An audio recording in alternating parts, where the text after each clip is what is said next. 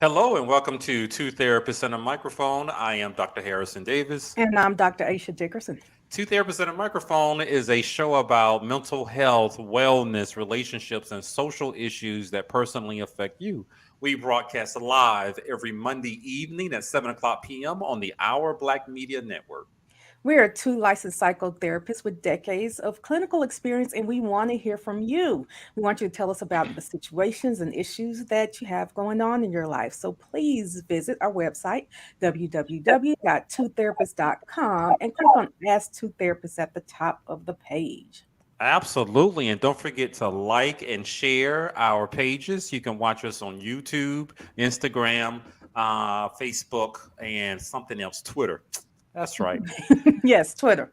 So today, I want to talk about some alarming incidents that's been happening in some of the K through 12 schools in the Metro Atlanta area, primarily high school, about some violence that's been going on.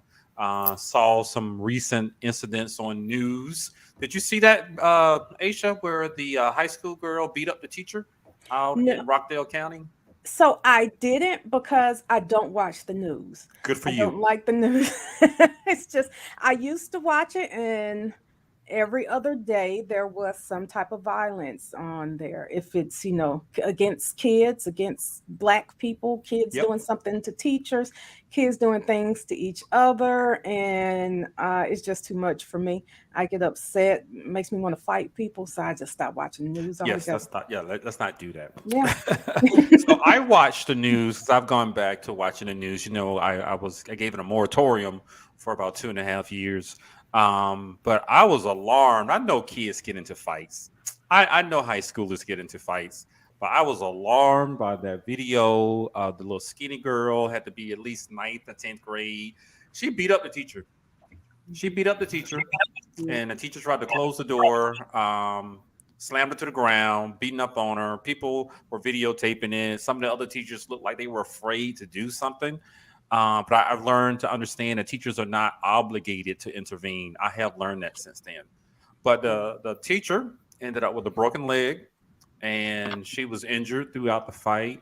And what was also equally alarming was the reaction of some of the other kids. They were laughing, some of them were horrified, but they were not cheering on the student, but it looked like they were entertained Hmm. by what was going on.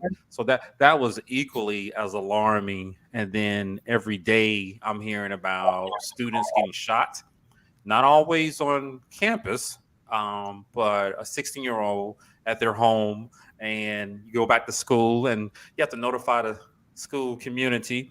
And I'm getting this impression that, they're used to it, that violence has been normalized. And so today we have two experts to join us for the show to talk about high school students in particular, exposure to violence, and their mental health. So let me first introduce our first guest. That is Milani Smith. She holds a master's degree in mental health counseling and is pursuing her specialist in school counseling following her certification this spring. She has worked in education for 16 years and as a school counselor in Fulton County Schools for the last 6 years, currently working with off track seniors in the Tribe Academy. She utilizes a strength based approach to counseling, believing that we all possess the power to improve our lives regardless of circumstances or past trauma. Through the use of expressive therapy such as play art, music, and movement, individuals are able to improve their self concept and gain greater understanding of their trials and ways in which to overcome them. Welcome to the show, Milani. Hey, thanks for having me. Yes, and our other guest is Fontella Jones. She holds a master's degree in school counseling and is a licensed professional counselor. She has worked in education for 24 years and has served as a high school counselor in Fulton County Public Schools for the last 8 years. As a licensed mental health counselor, Fontella utilizes a person centered approach to therapy, along with cognitive behavioral therapy and solution focused brief therapy, to assist individuals in identifying, challenging, and changing challenging unhealthy behavioral patterns, ultimately allowing them to live a more purposeful and fulfilling life. Welcome, Fontella and Milani. Thank you both for coming. Absolutely. Now I'm going to call Fontella Dr. Jones because I understand that you have earned your doctorate degree, and I Girl, you think better have. change that bio. I told her I told her. did. we did. But ladies, thank you. You guys seem highly qualified. I'm happy to hear that there are some school counselors out there who are trained also as a mental health therapist. That is wonderful. Now, I just mentioned the fight out in Rockdale County. Not quite sure you guys saw the video news or are familiar with it, but it seems like, is it me or is there an uptick in violence in the schools? Let me start with you, Milani. What did you think about the video? And my belief that there seems to be more violence today than 10, 20 years ago in the school system. So a lot of questions there. I did see the video, and I too try not to watch the news. After the Trump administration, I actually took a moratorium also. Yep. But I did happen to see it just on CNN. You know, I do have certain apps. I do try to pay attention to world politics and things. But with that particular video, I'm not surprised by the reaction of the students. You mentioned the teens seem to be entertained by it, and it is a form of entertainment, to be honest. I think violence, not only just in their communities, if we're talking about urban areas, but I even think in media, in video games and things like that, it's very normalized violence. And to see it up close and personal, you would think would be a deterrent, but it's more like just entertainment. And so to answer the question, do I see a more of an uptick since I was in high school many, many years ago? Absolutely. I'm from an urban area also. I'm from New York City. And there were not many fights in high school in the school building. That wasn't a norm. Certainly back in your communities, maybe your neighborhoods, on your block, sure, there might have been some instances of that, but not in school at all. I can't even think of one fight that I ever witnessed or experienced in high school. Again, decades ago. But I think that a lot of times the students don't have the skills equipped to de-escalate things in the moment. And so their outlet is to physically fight. Gotcha. And that's kind of normalized in, like I said, media, music, games, that you can react that way. And I hate to pick on reality television, but you have grown women, who supposedly live in these $1 million homes that are physically fighting each other. Well, why do we think teenage girls who have less control of their emotions, who have less experience dealing with emotions, aren't going to do the same thing? That's a great point. Yeah. So I just think a lot of it just is really, I don't think it's twofold, actually, for me. I think that a lot of the parents aren't equipped with skills also to help their children deal with things like this, to deal with emotions, to help them navigate that. Because we have parents come up to school who want to fight. So am I right, Dr. Jones? You have parents come up who want to fight. Yeah. So Dr. Jones, tell us about what your thoughts about. Did you watch the video? Did you see it or you heard about it? And what are your thoughts about what I believe is an uptick in violence in schools right now? Well, I did not watch that particular video, but there is not a shortage of videos out there demonstrating, violence in the schools between students, students fighting teachers.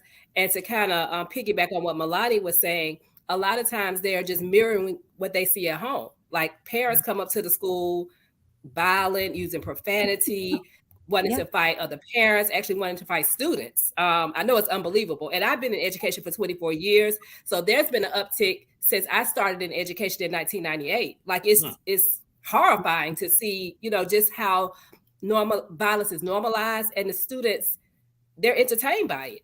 Mm-hmm. They don't try to stop it.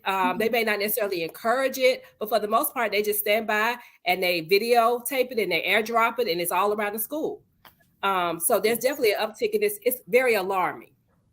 So I like that you brought that up, because I'm thinking about something that happened this past week, and I was at a play, and thank God it wasn't a fight, but there was a young boy. This is in middle school, and he slipped and fell and hit his knee, and he was crying, and there were high schoolers that were there, probably watching their siblings, and they were laughing.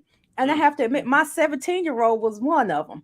I immediately snapped on her That's what are you laughing at? That boy has hurt himself. That's so stupid for y'all to sit up here and laugh. Mhm. Other people are just sitting there just letting their kids laugh. Like, what is Mhm. going on with the parents that not just Exactly. that they are the ones that are fighting, but they don't check their kids on what I consider inappropriate reactions to incidents like that? Yeah, I agree. I mean, and then it comes down to parenting is right. That's where they're first learning things. That's what we have to combat when we're in the school environment to say, okay, in the school environment, you're not going to curse, even though I've heard you curse in front of your parent and you can curse at home. In this environment, we want you not to curse. So it's almost like a second raising that we're doing, but we're combating what's normalcy to them, you know, and that's the difficult part. So you likely have parents who think that maybe they think that's funny too, a little kid falling and hurting themselves. So you can't teach what you don't agree with and what you don't know. And for me, I always try to think of it as a sense of like our community and our parents, they just need more help and more guidance. There has been, you know, major trauma, Black community as well as just watching the violence that's taken place from just the color of our skin, as well as the pandemic. So recently, there's just been a lot of like major trauma things that I think people aren't really realizing the effect that that's having on everybody. So I think our adults are kind of stressed. You know, they're trying to survive. They're trying to do the best they can. But I think they need more skills to help them kind of reinforce the things and values we're trying to teach them. So I think it starts there at home. And then that's why we're having the challenge in school. But I agree with Fontel. I've only been in education 16 years. That sounds like a lot, but same thing. Only 16 I know, years. but I've only worked in urban areas. I've only worked in Metro Atlanta and Fulton County. But even then, in one of the most impoverished zip codes that I worked in, the violence in schools is ridiculous. Like where we're at now, it's not uncommon to have 3 fights in one day. That's like a normal thing now. It really is. And you know, like I said, we work at the same school. So she can attest that we're not exaggerating. We're not out here saying, you know, trying to, well, we should be ringing an alarm, but it's honestly, it's kind of scary. And it makes a lot of, I mean, I don't know if you've noticed in the news of the number of teachers who are leaving the field of education. And that was like during COVID and then post-COVID, but it's continuing because we still haven't addressed the real issues. Like we try to go back to business as usual. You can't, a whole community is traumatized. You can't just go back to business as usual, you know? So Fontella, I want to ask you a question. What is it that they're fighting about? I mean, so many fights. What is there to fight about at school all day, every day? It is. And oddly enough, I was working with a young man today and I asked, like, what do they fight about? And he said, unfortunately, a lot of it is gang related. Oh, that's still a thing. Like, I mean, in my mind, that's like played out. Thinking the same thing. That's a thing. Yeah. Yeah. Gang. A lot of it is gang related. Yes. The same ones from back in our day? No. Same colors? Okay. No. There's different, there's newer. So the age of blood and Crips, gangs. There aren't blood and Crips. There are. But there's definitely different types of gangs. I'm not going to name them all, but there's different types of gangs, especially in Atlanta. There is a growing number of different kind of cliques and associations. And for that loyalty is as deep as family is. So for them, you know, we had a situation recently where one student was kind of jumped. And so other students who are associated with that student's gang then look for the kids who did that to retaliate because there's a loyalty there. So that's another thing culturally to break, you know, but if these kids are feeling like that's their family, and I will tell you, there are a lot of broken homes in urban areas. There's a lot of parents that are absentee parents. And like I said, could just be surviving. And your concern is paying bills, not so much the raising and the emotional, you know, support that your students need. But you have a lot of students who are out here paying bills themselves, raising themselves. And the gang serves as kind of another family and protection, right? So if you're the only one in your neighborhood who's not in the gang, you're a target. So, you know, it's a little more complicated than I think we're probably making it seem, but there's a lot of layers to what's happening. And, you know, to hear what parents feel like on their end. You know, I know they look to the school to help fix some things, but, you know, what's so much we can do. Well, I thank you for enlightening me. You know, I guess I am removed. I only knew about the Crips and the Bloods in LA. Oh, yeah. No, there's a lot more. There's a lot more. I wasn't naive to believe there were no gangs in Atlanta. I just don't know anything about them. And I certainly didn't realize the hold that they have on high school kids. And now that I'm hearing that, I'm sorry? And middle school. And middle school. And a lot of it is driven by social media as well. And of course, a lot of the issues are the same issues that we had in high school, especially with the girls over boys, but it's just a lot more violent. And then they have weapons. They are bringing guns to school. And so that kind of intensifies the violence.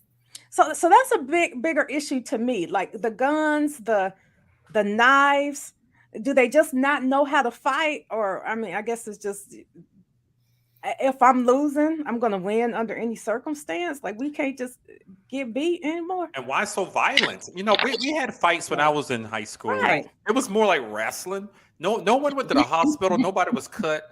But I understand now, like Dr. Aisha just mentioned, they're bringing guns and knives to school. They want to kill somebody, I assume, if you look at them the wrong way, or you post something on social media that says what, Dr. Jones? What is it about? What are they posting on social media that's making them respond like they do? I had an instance, and it was I saw you looking at my boyfriend. It can be just, typical adolescent issues, but they don't know how to process it and handle it. They haven't been taught how to process it and handle it in a way that doesn't lead to me going to your house and dragging you out and stomping your head into the concrete, or me calling my boyfriend and he brings his gun and shoots up your house. Like we had that happen about a month ago. Yeah, Melanie, I also hear about one of your students, or two, I believe, who were recently shot and killed off campus. One was at his home. Can you give us a little information about that and what you believe may have led to someone actually shooting them? You know what? I don't even know really the details to either of those cases, whether they were targeted or not. Okay. But we're talking young kids, teenagers who both were basically in their neighborhood. One of them was leaving from a gym location and was murdered. And the other one was outside of in his driveway. Yeah. So, the prevalence of crime, of course, in the community, that's an issue. Like the kids are just vulnerable and they're victims, even if they have nothing to do with it. Even if they weren't on social media and they weren't antagonizing anybody, they can be victims just as much because the gun thing is out of control, in my opinion. I mean, they have access to guns. I feel like it's harder for me to go get a gun than it is for them. They have it. And a lot of times, I had a situation where a student in a previous school, he brought a gun to school, but he wasn't bringing it to target anyone. It's that when he left school and he had to walk down his neighborhood, which is Old National, Gabi Road, he felt like he needed some protection to do that. It wasn't to bring the gun. I'm going to bring the gun because I'm going to shoot up the school. It wasn't anything like that. It was for protection in their neighborhoods. So a lot of the neighborhood ends up coming into the school. And I think until the school goes into the neighborhoods and the communities and starts doing work there, that's where we're going to constantly have that fight. So you say schools going into the neighborhoods and doing work there. What kind of work would be done? And who would be willing to do that? Because I'm going to tell you right now, if I was in the school, you're not going to get me going down somewhere where I have a gun. I don't really want to go somewhere where I need the gun for protection. No, I know. You're right. And as a president, the only individuals who do that would be social workers. They make house visits, not for the purposes I'm necessarily talking about, but they're the only ones who really go back out into the community and leave the school. And not to put them on blast, to be the people to do that. Like I would certainly be willing. Anyone who I think has a mental health background should be the ones to do this kind of work. We have to bridge those things. And as part of school counseling, involvement of community is part of what we're supposed to do as well, right? That's part of our client base as well. And we don't really take the time, not that we have that much time, but take the time to do that, right? But that to me is a big piece. We have to bridge that. There has to be more work done in the surrounding areas that impact our schools than just saying we're going to be in this bubble because the bubble's shattered. They're coming in with it anyway. You know what I mean? So we're not protected in our little enclave of a school. It's not, that's a fantasy now. So we need to do more active type of work in our communities, to be honest. Right. With the students and the parents. I agree. So Dr. Jones, what have you seen? What's the impact of all of this, gang violence in the community spilling over into the school? Melanie just told us it's, the school is no longer a safe haven place. Some people bringing guns just to protect themselves, but what's been the impact on the climate of the school environment, even with those who have nothing to do with the violence, and even some of the teachers? How's it affecting the rest of the group? Well, definitely teacher retention. There are a lot of teacher vacancies in a lot of high schools. And I don't even know if parents are aware of the number of teacher vacancies in some of the schools. Yeah. But also a lot of our students, and I will say this, they, are suffering from mental health issues, anxiety, depression, and they'll even articulate that to you. I'm not having a good day. I'm suffering with mental health. Self-harm is up. Suicidal ideation is up. Like I could say every week I have 1 or 2 students who are coming to my office, suicidal ideations or self-harm. So that has definitely increased. And unfortunately, in the schools, as schools counselors, we aren't equipped to deal with those mental health issues because we have so many other responsibilities, scheduling, getting you ready for college and things of that nature, that we don't have the time to devote to those mental health issues. Wow. It sounds like you guys are working in a mental health urgent care unit. Is without the help you need, without the Right. staff on hand. So let me ask Dr. Jones, I'll start with you. Since you can't provide those mental health services in the schools, what do you do to help these children during, I used to call it their most awake hours. It's their whole work day. Well, in the school that Melania and I work, we do have, we partner with an agency who does have a mental health counselor who is there at least 3 days out of the week. But I mean, again, it's just one person. The school is 1,700 students. So she can't service, all of the students. We do provide resources, the counselors as well as the social workers provide resources for outside agencies who could provide mental health support for students when it's brought to our attention, because that's another issue. We don't always know unless the student, kind of comes to you or they have a absolute meltdown, in school, and then they're brought to you and then you got to have a conversation with them and you find out they are suffering from social anxiety, or they are suffering from depression, or they are having thoughts of self-harm or suicidal ideations. Oh my. So Milani, like I mentioned, it sounds like you guys sometimes working with some intense issues and there are limited resources through the school system. How are you reaching some of your students and what are you doing to help them to at least cope a little bit better? So for me, and I think it helps, and Dr. Jones could probably attest to this, having mental health background and being licensed professionals, having that background, because not all school counselors have that. That's first. We're a very small population, to be honest. I do groups. I love doing groups. I think that provides open, safe space for them to really express themselves and see that there's other peer support. You're not the only one going through this. You're not crazy. Nothing's really wrong with you. You're dealing with the same things everyone else is dealing with. And I meet weekly with my students because my students have particular barriers, which is preventing them from really graduating on time. And so I meet with them weekly to do that as well. And there's a lot of check-ins and there's a lot that they end up offloading and discussing about. And I will say that I think over the past 5 years, schools have done a better job of destigmatizing mental health for students, because we do get more students saying, I'm anxious. Something's not right. I don't feel good about myself, or I have suicide ideation. I think they're more comfortable coming to us about that, which I think is the right, a step in the right direction. I just think that they have to change our roles as school counselors if they want us to address that, or hire more school counselors to be able to help shoulder that load, because that's what we're there for. We're student support services, but we're just so limited because we're, especially in high school, there's so much pressure on students. Let that be the bottom line. That's what you're supposed to do. And so, we want to graduate healthy students, of course, mentally healthy, emotionally healthy, but it's difficult to do so in the climate that we're currently in.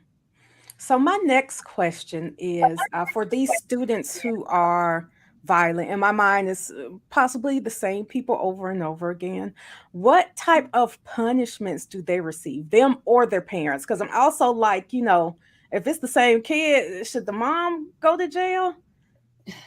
Now that's tricky, right? I feel so many, you know what I mean? I have to that's a hard one. So yes, there are policies in place. If a student is violent, they get sent to a separate school that's more like a military type environment, very small, and they get more intentional kind of behavior supports. right? And then they're allowed to come back to their homeschool because that's more like a program to get you kind of adjusted, right? And then they come back to the homeschools. And a lot of times we see, as we have, because we had a lot returned to us in January, the uptick of violence again, because you have to see the kids back in the same situation. They didn't quite get what they needed, right? Can you hold parents responsible for that? That's hard because, like I said, I feel like if parents knew better and had the skills, they would do better. So in a lot of ways, I don't feel like our parents have it and know it. So do you penalize them for not knowing? Do you penalize them for not, maybe if they're not using resources? So say we provided resources for the student and they didn't take up on it, because a lot of times, like Ratana said, you can give them a resource and say, hey, your kid needs some outside mental health. They're like, no, they're good. Yeah, now that in that sense, now you're being neglectful. Now you're not putting the child as a priority. But I don't know about penalizing parents. I know that that's a case. I think like in New York with truancy, like you can send a parent to jail if the student doesn't go to school. I remember that was like something that was passed at one point. Yeah, that's in Alabama too. If your child isn't going to school and they're not of the age where they could drop out, the parent can go to jail.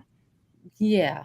I'm all for that. So I'm hearing, Dr. Jones, that a lot of these issues with the students in particular are stemming from the parents, or maybe a home environment. That may be a better term to use. What type of resources are there for the parents? I know you guys are there for the students within the school system, but it's sounding like a lot of it is coming from the home environment. And then Melanie, I'll ask you, what can the parents do? We go to you next. But Dr. Jones? Well, that is a good question. We do, in our particular school, we do have a parent liaison, who offers workshops and seminars. But I mean, the issue is parent participation. Right before this meeting, we had a virtual meeting. There were 9 parents that showed up. So I don't know how you get past that barrier, other than because the expectation that they're going to come to us, that's not happening. So I think we have to be more intentional in going to them. Well, I'm glad to hear that you're offering something. I didn't know that. They didn't have that when I was in high school, anything from my parents at all. But you guys are providing at least some type of training or workshops beyond going to college, more personal things. Right. Okay. I'm glad to hear that, and before we end tonight's show, if you can just tell the parents where they can go to find those resources, that'd be great. So Melanie, what can the parents do to help curb some of these issues so it doesn't affect other people, including the kids and teachers who want to learn and want to teach? Assuming it's a parent who cares and wants to help. Yeah. Right. And I'm forever like the optimist. I believe all parents want to like really care, right? All parents really do care. They may have some barriers to that. They may have some trauma themselves. They may have not learned how to parent because they didn't have parents themselves. So I'm always one to try to believe that everyone can do, what it is in the best interest of a student. Dr. Jones and I both did a grief counseling after we had multiple deaths occur in our school community. And we did a grief counseling workshop. And we posted on the website, and we, gave that, and had many resources for parents to how do you parent through grieving, like your own grief as a parent, but also dealing with a student who's grieving. And I think that, like Fontella just said, like we have to go and we have to take it to them now because, and I don't know if this is more post-pandemic. I've seen a lot of less participation from parents. I think post-pandemic, because maybe there's still that kind of fear of coming back into the building, or people just got used to doing things. But a lot of everything we offer is virtually. So you can't really make it easy for people to attend. Yeah. But I think the first steps for parents are things like this. So podcasts where you have therapists talking about ways in which you can assist your child, looking on different Facebook groups, looking for support, looking for means to help your child, reaching out to us. We are here. We are very much willing to help and assist. I can't say that there's any school counselors who wouldn't do that.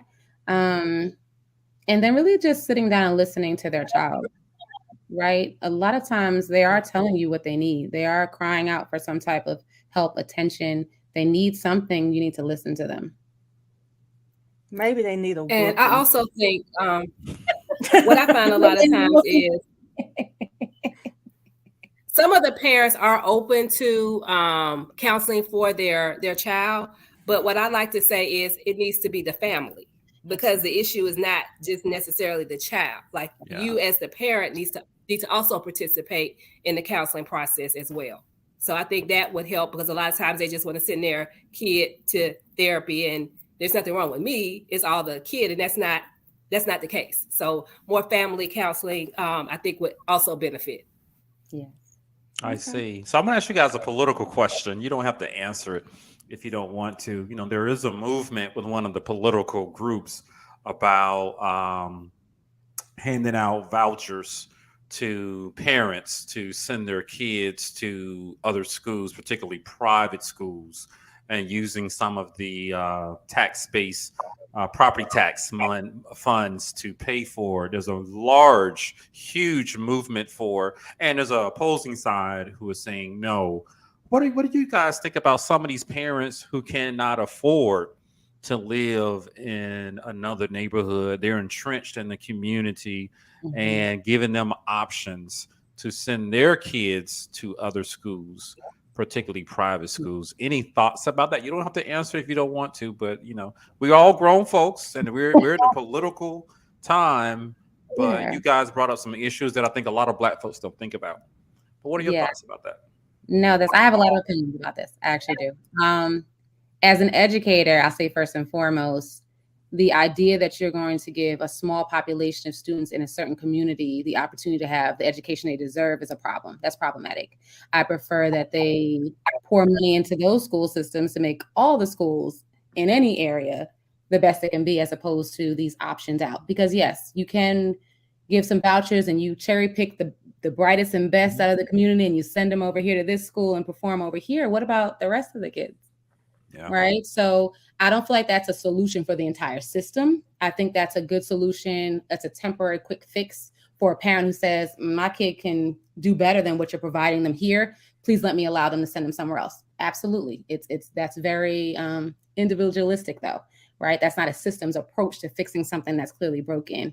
Where I come from, when you're in high school, you can apply to go to any high school in any borough. There's no, you live in this neighborhood, so you have to go to this school, which I see here. I haven't lived anywhere else really, but here and New York. And here it's, your property tax is going to dictate how much money is poured into your school. And where you go to school. And where you go to school. And that to me is a very, I don't want to call it like a slavery kind of policy, but you're keeping people entrenched in poverty because you're not allowing them access to a better quality education. Right. And so that's the only issue I have with the voucher thing is, let's not make that in the charter school system, our saving grace, because you're leaving behind way too many, 1,700 students to be exact for us in our school that may not be able to have that opportunity. So districts need to pour money into all schools. If you're not going to allow them to go to different schools, right? If it's against the law, and we have parents who've gotten arrested for things like this, right? Yep. This is right. Because I want my kid to go to this better school over here across town where they're not shooting and fighting every day. And you don't allow that. That's a law to keep you in this little box. That's the problem for me. Like I said, I have a lot of opinions about that. I thank you. You enlightened me. Any thoughts on that, Dr. Jones? Well, I agree with Melanie. I believe in pouring into the school in your community, because the school where Melanie and I work, we have some excellent students who are thriving, going to Georgia Tech and Emory. So I think if we pour the resources into, yes, we do. If we pour the resources into our school and support our schools, they can be great schools as well. Absolutely. So I definitely believe in pouring into the school in your community. Absolutely. It just sounds like those great students may sometimes need to be protected from the not so great. I'm sorry, I won't say not so great. The students who need a little more support. So if they were to pour more money into the schools, what are some of the things that you think they would need to use that money for? That would make the schools better? Counselors. Okay. Okay. More caseloads. Right. We're the ones to deal with the students who need the adjustments, right? We're we're really that first line defense. Like, we need to be there in that position. They need to hire more teachers so you don't have 35 kids in a classroom. Hard to manage 35 teenagers.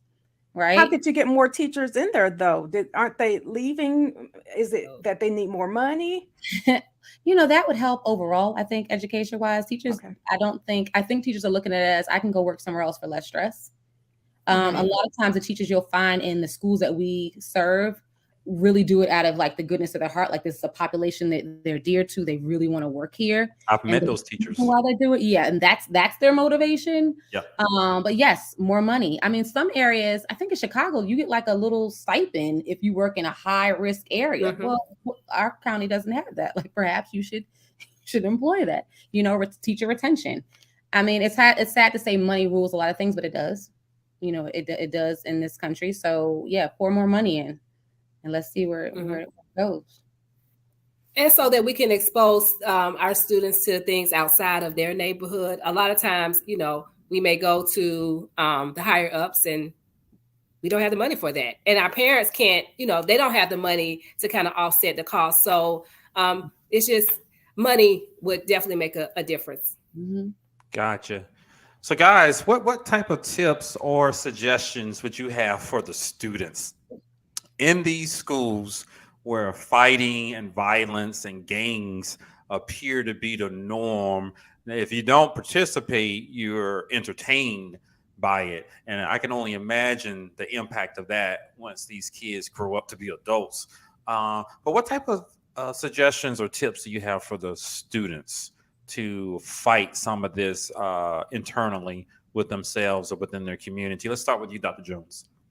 Well, I definitely would encourage to see something, say something, because to be quite honest, a lot of incidents that could have really blown up into something major have been mitigated because a student saw something and they reported it to a teacher, a resource officer, an administrator, or a counselor. So I definitely think that's something that we need to encourage our students to do more and to kind of get out of this, what is it, snitches get stitches mentality.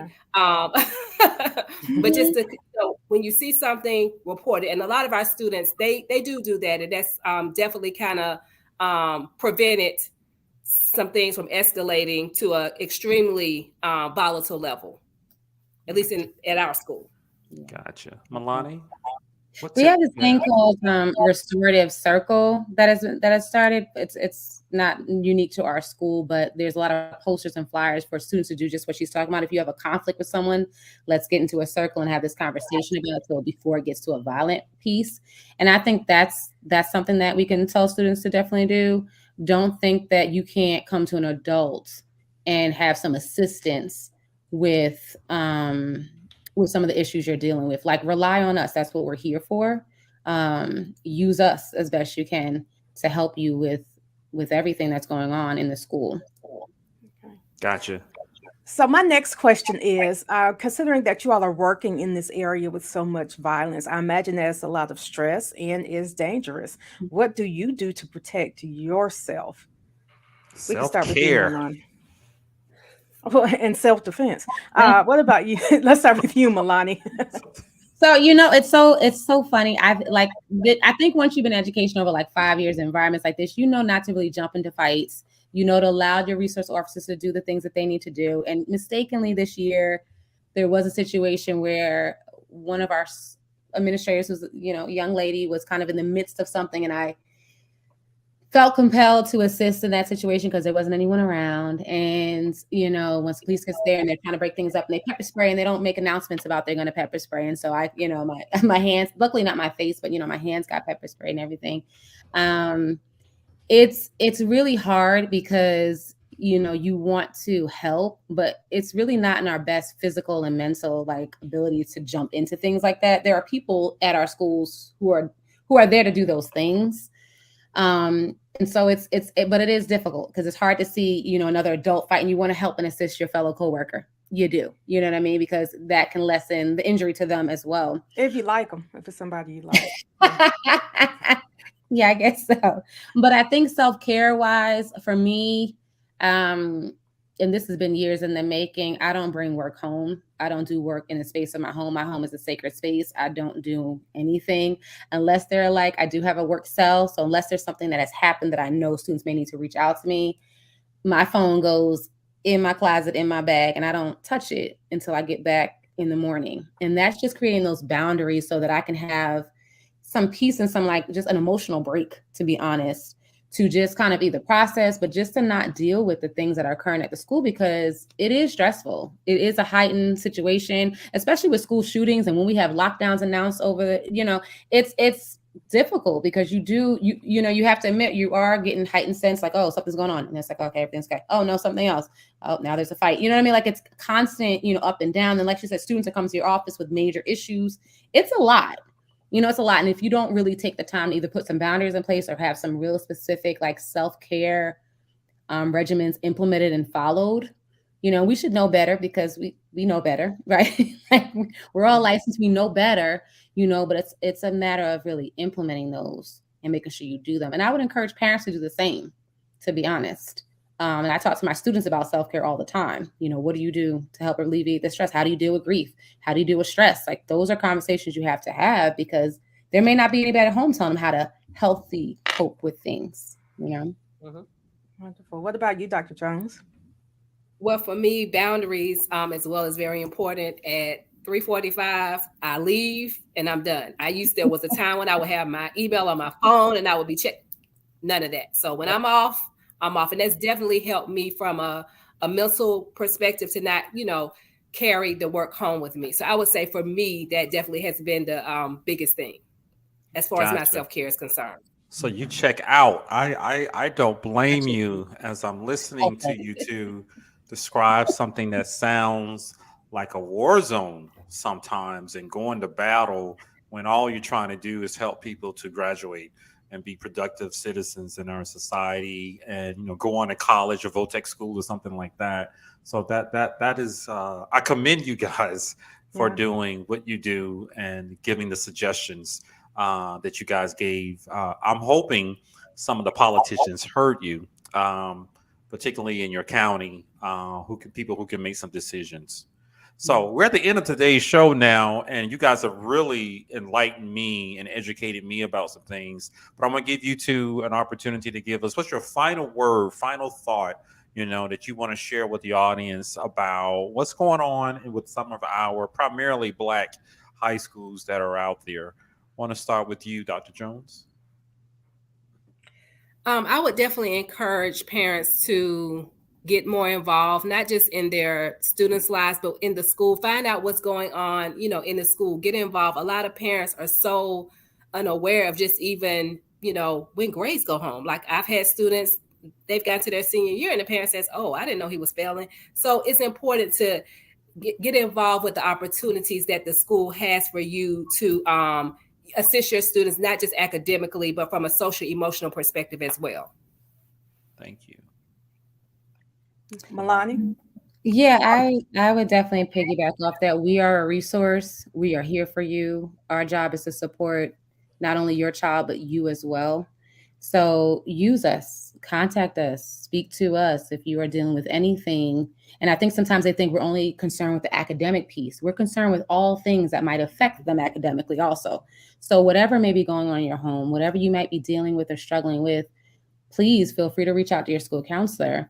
And we are here to help in any way that we can. I think that there's a big mental health kind of crisis with our country. Like I said, we've dealt with a lot in these last couple of years, and everyone's kind of just like, keep it moving. We're still in this kind of survival mode thing. And that breaks down over time. And so we all kind of can tap into and can use the support of a clinical mental health therapist or just anyone who can help alleviate that. That's a life coach to you. If that's your spiritual leader, whatever it is you need to lead on, it's fine, but don't ignore the fact that you're struggling with something, because truth be told, most of us are struggling with something and we can all use some help. Thank you. I endorse your ideas about more mental health professionals who are trained and licensed working in schools. Mm-hmm. And hopefully we can have some type of requirement where at least one or two right. school counselors in the school can be licensed, or hire someone specifically to do the mental health counseling. I understand you guys contract out. The school system contracts out to provide the mental health services, and they seem overwhelmed by some of the things. So Dr. Jones, what was that resource? How can parents find out what type of resources are available to them? Where can they find that? So I would suggest, So it's probably different for each school, but each school does have a PTA. So that will be one avenue. And then most schools have what's called a parent liaison. And so that would also be a point of contact for parents. And also parents, check out your school's website. There's a lot of useful information on the website, especially in the student support or counseling services tab. Gotcha. Thank you so much. Dr. Aisha, your words, your final thoughts. I just want to say I appreciate what you all do and anyone else who works in the school system. My dad was a school counselor and later on a principal. I remember him getting cut by a razor blade, breaking up a fight. But I also remember that he didn't have as many issues as you all do today because I remember him paddling children who cut up in school. I know you can't do that anymore. So bless you all for doing what you do without having the resources and the ability and rights to do what some educators and counselors could do back in the day. Absolutely. I endorse that completely. So guys, thank you for joining us today. Stay on afterwards. But I want to thank the audience for joining us today. I hope you learned a lot from our expert guests. That is Dr. Fontella Jones and Milani Smith. You guys have been watching Two Therapists and a Microphone. We will see you guys next week, Monday at 7:00 p.m. on the Our Black Media Network. See you then.